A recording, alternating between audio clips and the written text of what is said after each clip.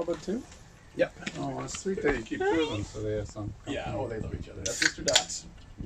Oh, why'd you let him out? He's not all day. I don't. John, I got some bad news for you. Like, uh-oh. You know, just what you don't want to hear from a doctor, right? Am I dying?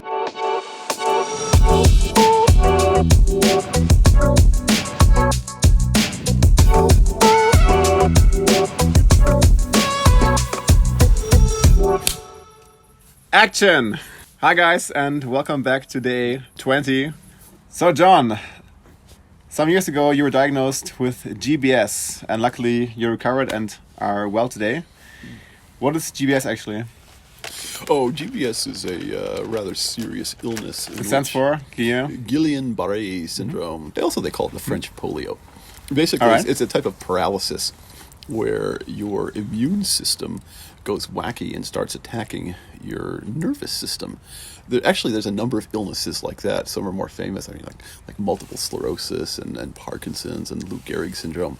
Those are really bad ones that attack your central nervous system, your brain and your spinal cord and so forth. But there's another variant that does not cross the blood-brain barrier, which is more common, and this attacks your peripheral nervous system, meaning the nerves that control mostly your muscles that move your arms, your legs, your standing. Anything you move is controlled by peripheral nerves.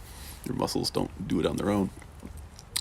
And when your immune system starts attacking it, it's like if you can imagine your human body full of little wires from your brain to your muscles to move them in well-coordinated ways. It's like those wires start getting loose connections and short circuits, and they don't quite connect, and you don't really shake. It's not really like that. It's more that you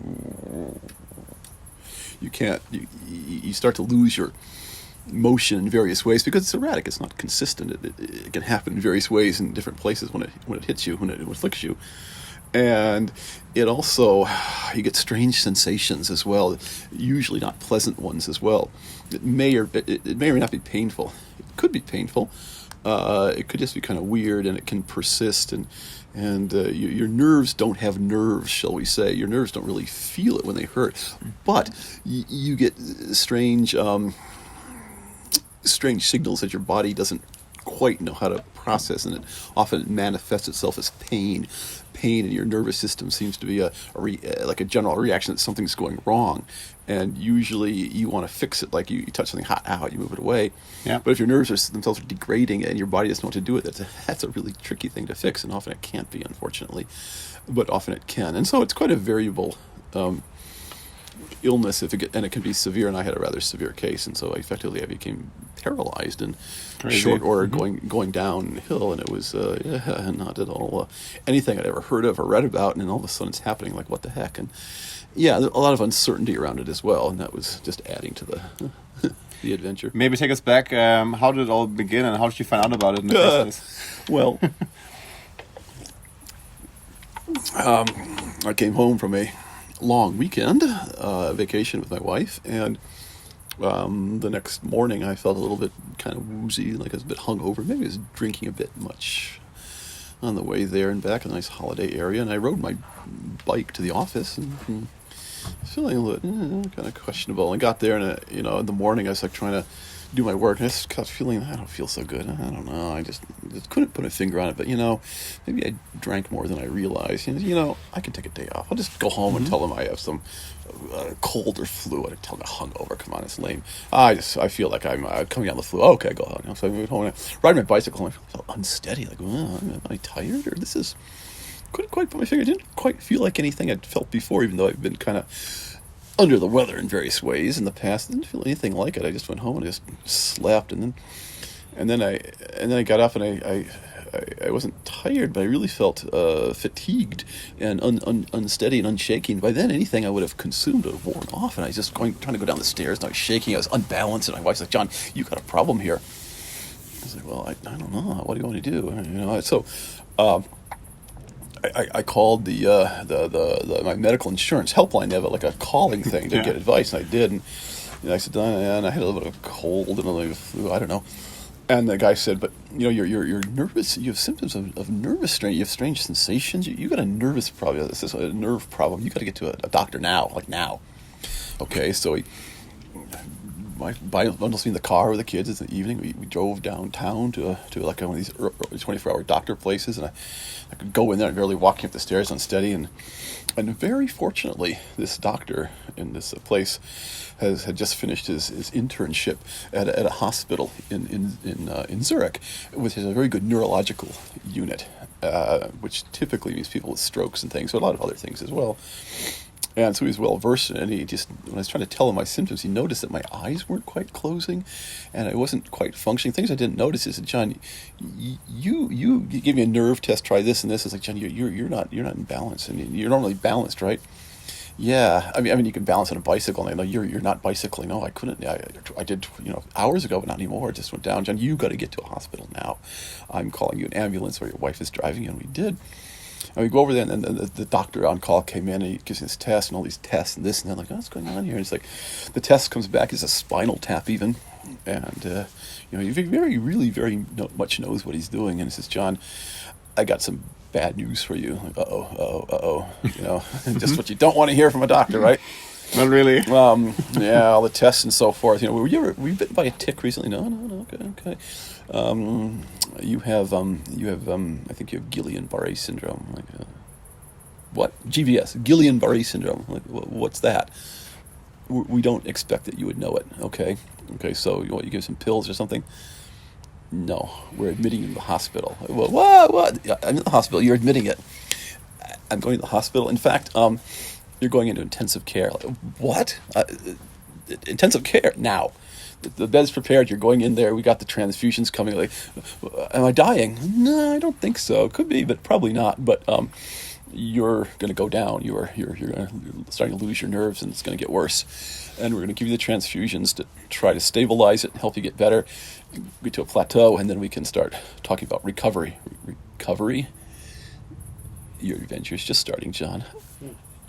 I said, but I'm not ready to go in the intensive care unit. I want to go home and now. No. Said, what do you mean no? John, if you're in a car crash, you're dying, you're going in the hospital now. You're going there. Okay, you're going there, but I'm not prepared. No one's prepared for this. Go. Very fortunate he did, but I was like, now what happens? What is this? And so he gives some explanation, basically. Well, I don't know what it means. It's just, but sure enough, in the hospital, oh my goodness. And sure enough, intensive care, that's where it starts. Because when your nerves start failing, they want to stop the attack. That's basically the main thing they're doing. But they don't know how your nerves are going to react, how far you're going to go. And it's not just your muscles, which is bad enough, but your endocrinal system of hormones and things can stop too. That can really get wacky. My digestive tract stopped. I couldn't process food. They don't know how bad it's going to. Fortunately, what doesn't happen, it does not affect your heart. That has its own independent system, which is very good, because otherwise you'd really die. But your heart's sort of independent, and it's not your central nervous system. That's really fortunate. Otherwise, then you're really screwed.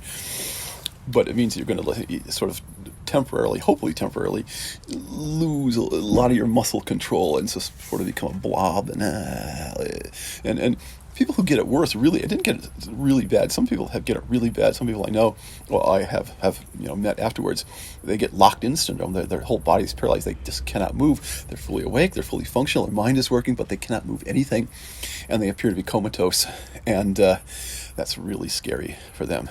Especially if the people around you aren't aware of it. If they are aware, at least they can act accordingly. If they can't, and I had a sort of strange, somewhat amusing story from a friend of mine whose father had it, and about some nurses who were less than amenable to him. And it didn't go that bad, but it can get pretty bad. And after a while, when the attack stops, by the way, they really do all these immunotherapies to stop your immune system from attacking your nerves. They just want to stop the attack. And they're successful in my case, and often these days they can. There are a lot of immunotherapies are developed, and there's a lot of awareness that came out of the whole AIDS thing, the immunodeficiency thing in the 80s. And this is not related to AIDS, but the research is beneficial. But then once it stops, it's not as though you're cured. Oh, well, you're sort of cured of the syndrome. The problem is your nerves, it's like a collateral damage of war zone. Yeah, the battle's won, the city's half destroyed. Now what? Now you got to rebuild, which means, your nerves have to slowly grow back, redo the connections they've lost.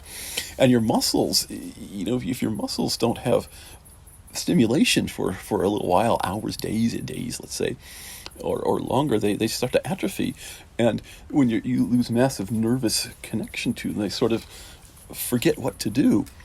And you learn to walk as a child, and your nerves have the memory of how to do that. You lose that, and so you start making connections. All of a sudden, you realize you have nerves and muscles, but you don't know how to use them. You got to learn how to walk all over again. You got to learn how to lift your arms. It's not like it naturally happens.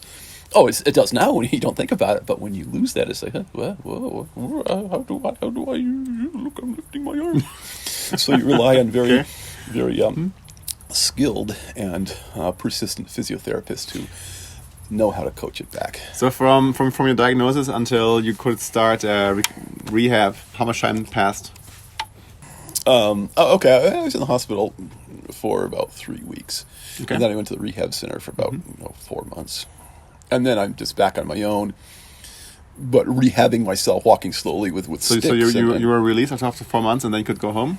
Yes, because I could do minimal amount of work to take care of myself, but you then have to go to physiotherapy. Really, another 6 months before I could walk or reliably walk without stumbling. Or even to this day, I got to be kind of careful because my feet, you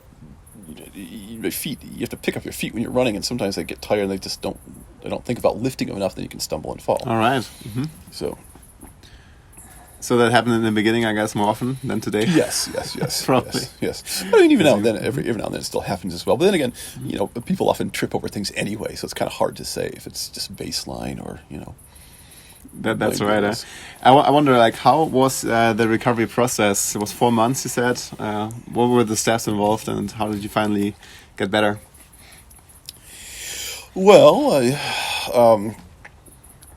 the worst, I guess, the very the deepness of the worst is, shortly before I came out of the hospital, and my digestive system stopped. I could bloated, and I couldn't lift, and you had to have guys to lift me out into a wheelchair and get pushed around.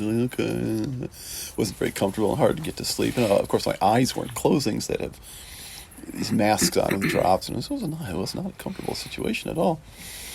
And then eventually, I could sort of sit up a bit and move, and I could then slowly lift my arms a bit and slowly start to, day by day, a little bit more, and eventually they gave me exercises where I could be mostly standing on a sitting chair and just try to stand up a little bit, and then they could gradually lower it, and they tell me they're not going to let me out of the hospital so I could lift myself out of a 45-centimeter chair, which is a standard chair, and I couldn't. But then I slowly did it, but I was really gung-ho and motivated to learn, and the therapists were very caring and helpful. And one of the things I think that appealed to them is I had really a gung-ho attitude. And I was kind of relatively young, because in the recovery clinic for the neurological places, most of the people were like older people with stroke victims. And some of them will get better, but some of these guys are old. Once you're done the stroke, you're sunk for life. It's just you're damaged. You're not going to recover. Your nerves won't grow back after that. But in the illness I had, they knew that it very well could. And I was really motivated. I was trying, and everything. I tried more, and I tried harder. It's like, this guy is a patient. I'm the kind of patient they want. That's going to try to get better. And I'm trying. I probably will. And the more effort I make, the more likely it's going to happen. And I was like, I want to try. I want to try. And one time I was allowed to go walking around outside the hospital a little bit with my sticks, and I actually snuck into town through the woods. That was dangerous. I got falling over. I couldn't even get up. I'm lost in the woods. What am I going to do? And it's like no one's going to look, and I'm not going to lie here dead. And I finally made it onto a road I could walk down. I got down to the bus stop, and some nurse was driving. And she saw me. What the heck is John doing now? She was like, John's on the loose. It's like, I'll take the bus back. And they're waiting for me, like the wife of the road. John, what the heck were you doing walking into town? Well, I was trying to exercise. You should not be out of bed. You know that you could be. And I didn't even tell him about going through the woods, but it was like I said, gung ho and trying, and I got back out of it, and the year after I got back, I ran 5 marathons. Five marathons, wow! 5 marathons, including the Jungfrau. Yeah, that's incredible. I'm going to recover. I'm going to do it. So everybody of you doesn't know what Jungfrau marathon is. It's actually a marathon with 1,000 meters, no more. It's a mile high. You gain a mile high, 600 meters altitude, running up a mountain. Yeah. Plus 26 miles running. Crazy. And you did that after you recovered, huh? Several times, in fact, every year. That's incredible. Really, really great achievement. I pushed. Actually, I wonder, how was your family affected by your diagnosis? Well, how do you think? I mean, I have a wife and 2 children. All right. So, shall we take a break? Yeah, take a break.